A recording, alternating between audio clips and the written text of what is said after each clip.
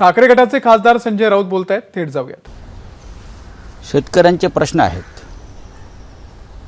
10 वर्ष नरेंद्र मोदी हे या देशाचे पंतप्रधान आहेत। 2014-2019 या दोन्ही वेळेला नरेंद्र मोदी यांनी वचन दिलं होतं शेतकऱ्यांना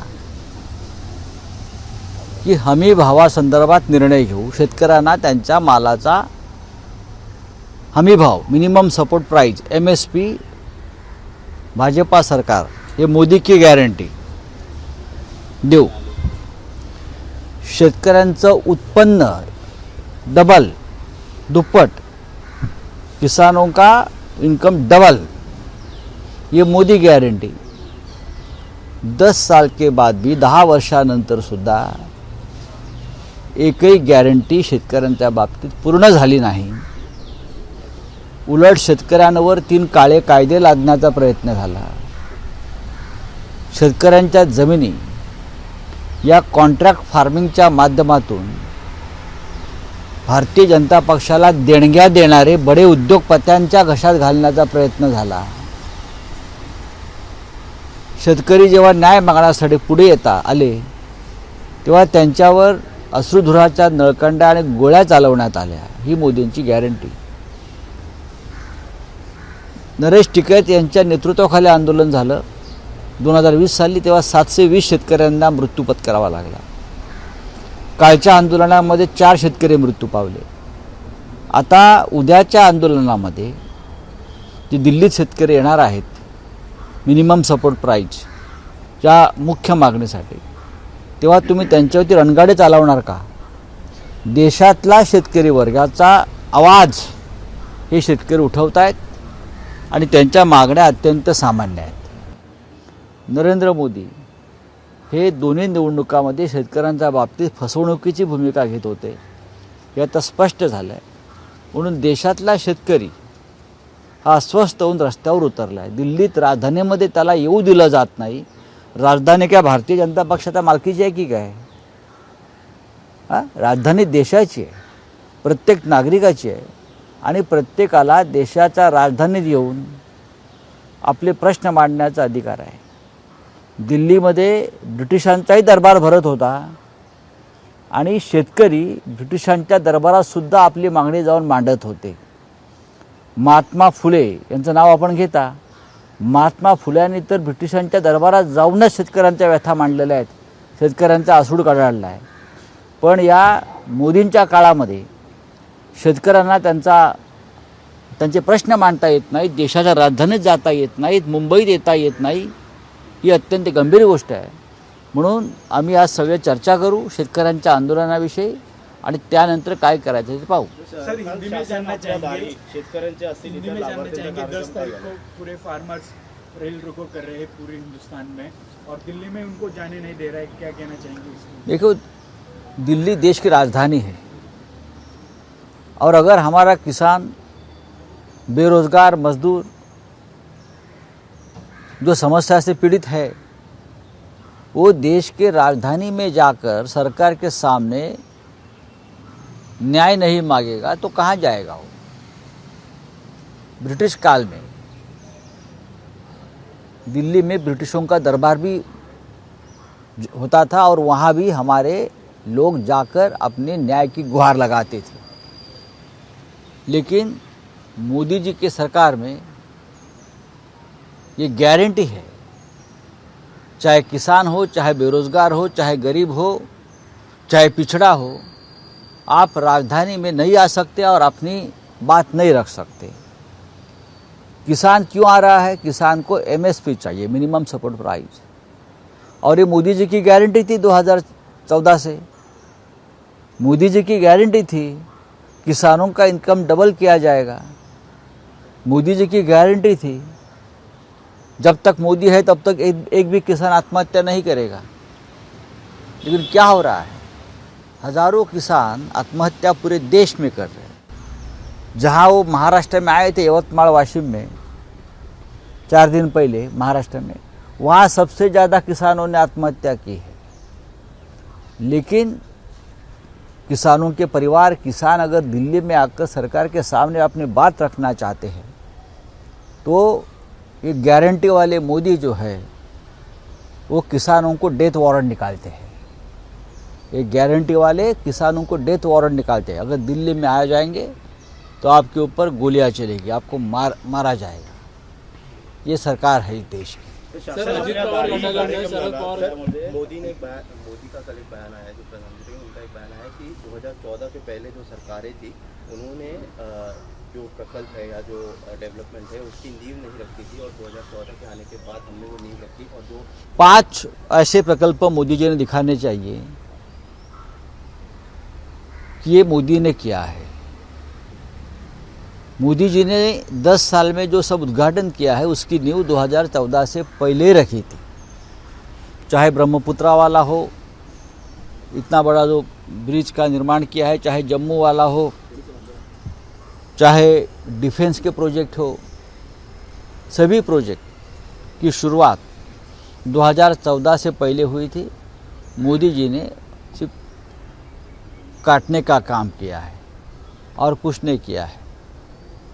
मोदी जी और उनकी सरकार हमेशा झूठ बोलती आई है और झूठ के आधार पर उनकी सरकार बनी है। तो आप कितने झूठ बोलोगे? आप 2-3 महीने है जितना झूठ बोलने का अपने नशा है आप कर लीजिए। उन्होंने बीजेपी ज्वाइन करने के लिए रिजाइन दिया है, किस तरीके से देखते हैं?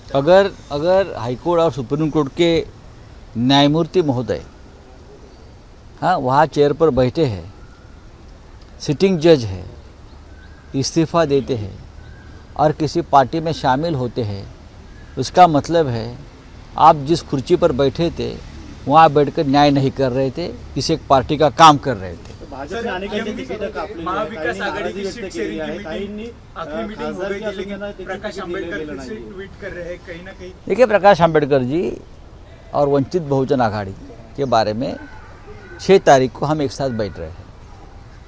प्रकाश आंबेडकर जी भी शामिल हो। वंचित बहुजन आघाड़ी, कांग्रेस, राष्ट्रवादी कांग्रेस, शिवसेना, हमें चाहते हैं कि चारों मिलकर एक मजबूत आघाड़ी बने महाराष्ट्र में। और जो देश का संविधान खतरे में डाला है मोदी जी ने, लोकतंत्र खतरे में है, संसद खतरे में है, डॉक्टर बाबा साहेब आंबेडकर की विचारधारा खतरे में है, तो प्रकाश आंबेडकर जी ऐसा कोई काम नहीं करेंगे जिससे ऐसे विचारधारा को ताकत मिले। मोदी जी की सरकार डॉक्टर आंबेडकर के विचारधारा को नहीं मानती।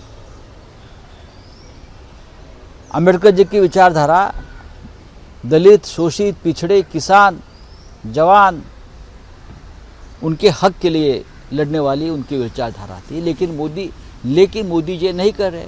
तो प्रकाश आंबेडकर जी आज हमारे साथ है और संविधान को बचाने के लिए हमारे साथ रहेंगे।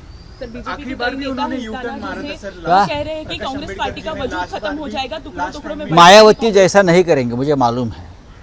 मायावती के ऊपर एक ठप्पा बैठा है कि ये बीजेपी को मदद करती है, दलित पिछड़ों को गुमराह करती है, ऐसा ठप्पा मायावती जी के ऊपर है। और मुझे विश्वास है अंबेडकर के जो वंशज है प्रकाश आंबेडकर जी, वो ऐसा कभी नहीं करेंगे। वो पूरे दलित पिछड़ों के साथ, वंचितों के साथ एक ताकत खड़ी करके महाविकास आघाड़ी के साथ आएंगे और देश के तानाशाह के खिलाफ आवाज़ उठाएंगे। सर, बीजेपी के कई नेता हिंदुस्ताना जैसे कह रहे हैं कि 2024 के बाद जो है वो कांग्रेस पार्टी टुकड़ों टुकड़ों में बट जाएगी। और तुमचं काय आहे? आंबेडकर म्हणतायत की अजूनही आमच्यामध्ये संभ्रम निर्माण झालेला आहे आणि पवार म्हणतात 6 मार्चपर्यंत जाईल। प्रकाश आंबेडकर हे सन्माननीय नेते आहेत वंचित बहुजन आघाडीचे। आमचा आणि त्यांचा उत्तम संवाद सुरू आहे। प्रत्येकाला आपला पक्ष वाढावा, आपल्या कार्यकर्त्यांना उमेदवारी मिळावी यासाठी काही गोष्टी कराव्या लागतात। आम्हीही करतो, तेही करतात। आमच्यामध्ये हुकुमशाही विरुद्ध लढण्याच्या संदर्भात कोणतेही मतभेद नाहीत। मग ते माननीय शरद पवार असतील, माननीय उद्धव ठाकरे साहेब असतील, नाना पटोले असतील किंवा बाळासाहेब थोरात असतील, काँग्रेसचे नेते कोणी असतील, आमचं सगळ्यात पहिले ध्येय आहे महाराष्ट्र आणि देश हा हुकुमशाही मुक्त करायचा। भारतीय जनता पक्षानं डॉक्टर बाबासाहेब आंबेडकरांची विचारधारा त्यांनी निर्माण केलेलं संविधान हे पायधळीत तुडवण्याचं काम सुरू केलं आहे. सगळ्यात आधी संविधान पायधळीत तुडवणाऱ्याचे पाय खाली खेचून त्यांना सरकारमधून खाली खेचलं पाहिजे, ही प्रकाश आंबेडकरांची भूमिका आहे. आणि त्यासाठी सगळ्यांच्या एकीची वज्रमूठ आवश्यक आहे. आम्ही उद्या 6 तारखेला एकत्र बसतो आहोत आणि मला खात्री आहे की प्रकाशजी हे राष्ट्रीय प्रवाहात सामील असल्यामुळे ते पूर्णपणे देशाच्या जनमानसाचा अंदाज घेऊन, माहिती घेऊन इंडिया आघाडी, महाविकास आघाडी यांच्यासोबत राहतील. सर, बीजेपी के नेता जैसे हिमंता शर्मा बिस्वा वो ये कह रहे हैं कि 2024 के बाद कांग्रेस पार्टी टुकड़ों टुकड़ों में बट जाएगी और उनका कोई वजूद ही नहीं ये बचेगा। टुकड़े जमा करके अपने इंडिया बना रहे हो. अगर भारतीय जनता पार्टी में हिम्मत होती तो अपने बुलबतियों पर चुनाव लड़ते. 400 पार, ये 400 पार का नारा जो आप दे रहे हो ना, ये टुकड़े टुकड़े एक साथ कर कर दे रहे हो. उसको तोड़ो, उसको तोड़ो, उसको तोड़ो, उसको तोड़ो, ये तोड़बाज पार्टी है. हाँ, ये सब तोड़ तोड़ कर पार्टी बना रहे हैं और 400 पार का नारा दे रहे हैं. ज़रा उनको बोलिए अपना पार्टी का इतिहास समझ ले. आप कांग्रेस से आए हैं, आपको कांग्रेस का इतिहास ज़्यादा मालूम है. बीजेपी को इतिहास समझने में आपको थोड़ा टाइम लगेगा. प्रियंका गांधी वाड्रा जो है दमन और दीव से लोकसभा सीट लड़ेगी, ऐसे स्पेकुलेशन से कैसे देखते हाँ? हैं? प्रियंका गांधी वाड्रा जो है वो दमन और दीव से लोकसभा मुझे मालूम नहीं. अगर प्रियंका जी इस बार चुनाव लड़ती है देश के किसी भी चुनाव क्षेत्र से, तो इंडिया गठबंधन को उनका फ़ायदा होगा. राहुल जी हो, प्रियंका जी हो, सोनिया जी, ये 3 ऐसे नेता हैं, कहाँ से भी चुनाव लड़े वो जीत जाएंगे और उसका फ़ायदा हमारे गठबंधन को ज़रूर होगा. अगर प्रियंका जी दीव दमन से चुनाव लड़ना चाहते हैं तो उनका पार्टी का निर्णय है. अगर यूपी से चुनाव लड़ना चाहते हैं उनका पार्टी का निर्णय है. लेकिन चुनाव के मैदान में प्रियंका जी उतरेंगे तो उसका फ़ायदा ज़रूर होगा. पीएम शिंदे के नेता है रामदास कदम, उन्होंने कहा है कि बीजेपी जो है, लेकिन महाराष्ट्र में से किसी का नाम नहीं है वो लिस्ट में. कल उद्धव ठाकरे साहब ने उस बारे में बात की है कि कृपाशंकर का नाम आ सकता है, पवन सिंह का नाम आ सकता है. ये सब टेंटेड लोग हैं.